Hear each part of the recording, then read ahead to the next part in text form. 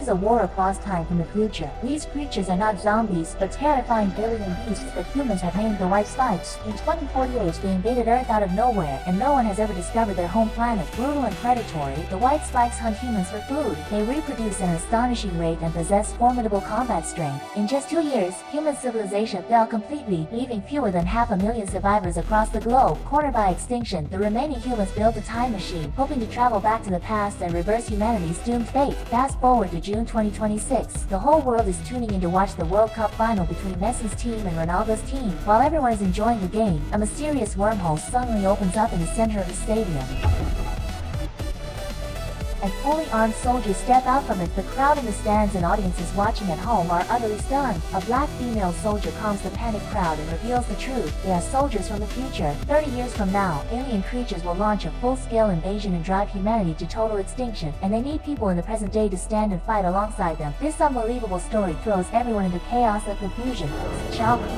Authorities launch an immediate investigation and eventually confirm the soldiers truly come from the future. All nations around the world join forces to build massive fleets of time travel devices, sending their elite troops to the future non-stop to fight off the alien invaders. The war proves far more brutal than anyone could have imagined. Despite putting up a fierce resistance, humanity suffers devastating losses, and troop numbers dwindle rapidly. With no other choice, governments loosen recruitment rules and begin drafting ordinary civilians into the service. Our protagonist, Dan Forrester, is a retired Marine who now works as a high school teacher. He is in the middle of a class when he receives an emergency draft notice and is ordered to report to a military base right away. To avoid dangerous time paradoxes, the military enforces strict selection rules. Only people fated to die before the alien invasion are eligible for the time travel mission. Scans confirm Dan will pass away in 7 years, making him a perfect candidate. Confused, he tries to ask about the details of his death, when a sharp pain shoots through his arm.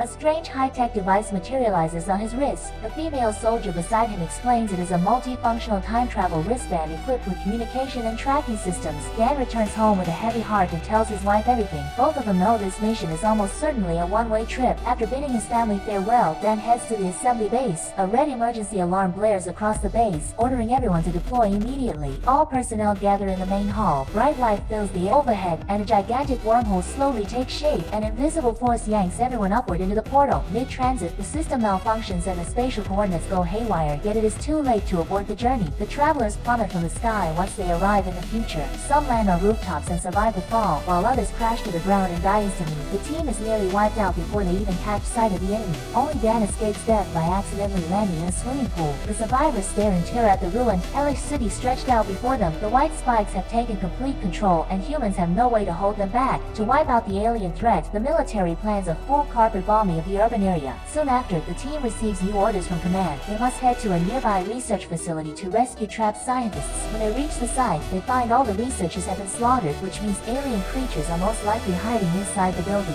Meanwhile, military bombers are already in the air and will reach the target zone in 6 minutes. The commander issues an immediate evacuation order. As the group heads downstairs, trouble strikes again. Roars echo from the top floor. Dan shines his flashlight upward and gets a clear look at the alien's horrifying appearance, and the whole team opens fire on the rooftop. They soon regret this move, but there is not just one monster, but an entire horde. A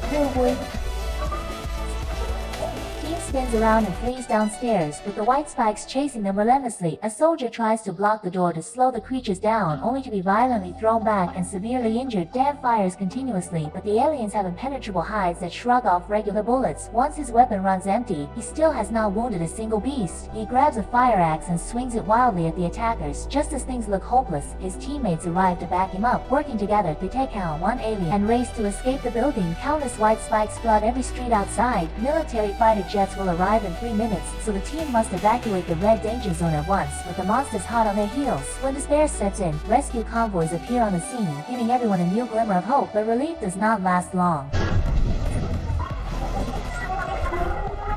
As another crisis unfolds, aliens block their path forward while more enemies close in from behind, trapping the entire team. They fight their way forward, firing non-stop as they struggle to break free. Overwhelmed by the sheer number of monsters, more team members fall wounded or lose their lives.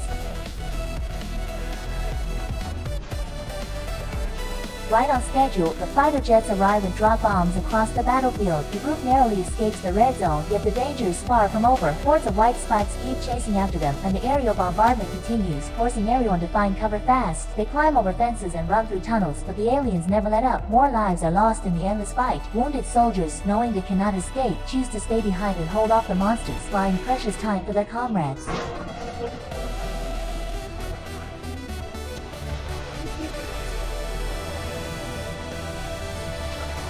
Dan regains consciousness inside a military base. He meets the mission's female commander and feels a strange sense of familiarity. When she tells him her name, the truth hits him hard. This commander is his fully grown daughter from the future.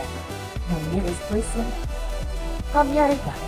She tells him grimly that humanity is losing the war badly, and there is only one final and left to turn the tide. They will form a capture team to sneak into the alien nest and seize a live white spike. By studying the live specimen, scientists can develop a specialized toxin capable of killing every last one of these creatures. Dan's key mission is to bring the toxin back to the present, where modern resources will be used to mass produce it and stop the apocalypse before it ever begins. The capture team creeps carefully into the nest and successfully sedates one white spike. Disaster strikes out of nowhere. The sedated aliens suddenly wake up and launches a brutal attack, killing multiple soldiers before they can react. The female commander rushes in to assist her teammates. The enraged beast lets out a deafening roar to call its kin, and thousands of white spikes surge out of the nest and charge toward the group. Sensing mortal danger, Dan dives into a cave for cover. His daughter is surrounded and fighting for her life. He seizes his chance, grabs the alien's tail and holds her tight. The rest of the team works together to lock the creature inside a steel cage, then transports away by helicopter. Swarms of white spikes pour out of the nest in pursuit and shoot down one of the aircraft. With no other options, father and daughter flee the scene by car. After a harrowing chase, they reach an offshore military base, humanity's last line of defense, and the captured white spike is safely delivered here. Father and daughter immediately begin developing and testing the lethal toxin. With a live genetic sample to work with, the research success rate skyrockets. After numerous rounds of experiments and adjustments, they create a toxin with a 100% effectiveness rate. At long last, humanity has a weapon to destroy the white spikes. Just then, the caged alien grows extremely agitated. It breaks free from the sedative and roars repeatedly, sending distress signals to its kind. Base alarms glare loudly as endless white spikes surround the facility, breach the outer defenses and climb up the walls. Defenders fire every weapon they have, but the alien horde is simply too large.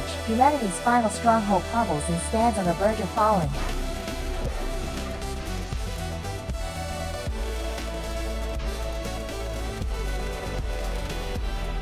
Dan and his daughter plan to evacuate with the only sample of the toxin aboard a helicopter. This is humanity's last hope for survival. Aliens block every exit, forcing them to fight their way through the crowd.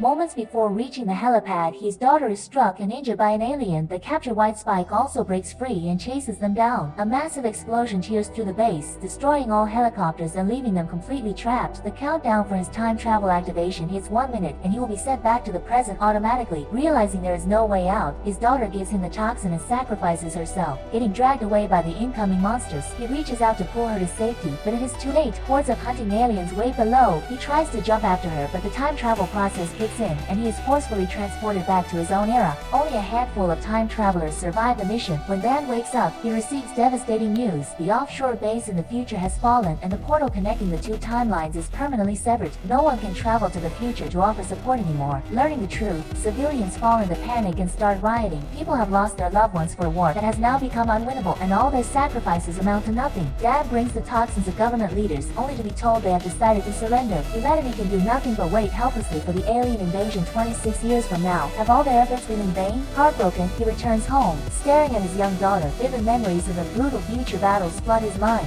He tells his wife everything, hoping to find some comfort. A reminder from his wife leads him to a crucial missing piece. No one has ever figured out where the white spikes originally came from. What if these aliens have been living on Earth all along? The next day, Dan gathers all surviving time travelers to run tests on tissue samples taken from the white spikes, and the results are shocking. These creatures originate from the snow-capped mountains of northern Russia. The white spikes likely arrived on Earth thousands of years ago. They only launched their invasion in 2048 because melting glaciers woke them from their long slumber. The team decides to head to the mountains to uncover the full truth. With no funding or supplies from the government, Dan turns to his father, who owns a private plane, for help. The group gears up and sets off, finally arriving at their destination. Scanners detect highly abnormal magnetic fields across the area, and a massive pit sits in the middle of the snowfield. They blast through the thick ice and discover an ancient nest at the bottom, along with a frozen alien spacecraft. They cut open the hull and step inside, side, only to find the long-dead, mummified bodies of the ship's original alien crew. These extraterrestrials had crashed here by accident centuries ago, and the white spikes were merely creatures they kept in captivity. The team wastes no time injecting the lethal toxin into all white spike embryos inside the craft. The embryos let out pain cries, proving the toxin works perfectly. Unfortunately, the noise rouses every dormant white spike on board. Talbot's newly hatched monsters fill the entire spacecraft. Killing them one by one is impossible, so the only solution is to destroy the entire ship. One teammate volunteers to stay behind, detonating the explosives and burying the aliens and the vessel deep beneath the glaciers alongside himself. One female white spike manages to escape the blast. Females of this species possess an incredible reproductive ability, and if she survives, the end of the world will arrive far sooner than expected. Father and son immediately give chase and spot her tracks across the snow. Dan's father opens fire, but the alien charges forward without fear. Dan rams her with a motorcycle, knocking her to the ground. The two men keep shooting and eventually corner her at the edge of a cliff. As they move closer to check on her, the monster vanishes without trace. In a blink of an eye, she ambushes them from behind. A fierce fight breaks out, and Dan suffers a serious wound to his leg. As the beast lunges straight for him, he grabs one of its sharp claws and stabs it through the eyes. Dan's father fires follow-up shots to cripple the creature. Even blinded, the alien remains fierce and dangerous. Seeing his son in mortal danger, the father cuts his palm and uses the scent of his blood to draw the monster's attention. Sorry, Buck. You! Dan sneaks around behind it, slits its throat and shows the toxin straight into its mouth. The toxin spreads rapidly throughout its body, destroying it from the inside. In the end, the last female white spike tumbles off the cliff and perishes completely. This war across time finally comes to an end. The massive explosion in the glaciers draws official attention, and the military plans to send elite units to investigate and eliminate any remaining alien threats. This story leaves everyone with a profound lesson. Human technology may let us travel through time, but the key to saving the future always lies in what we do right now. Change the present, and you will rewrite the future.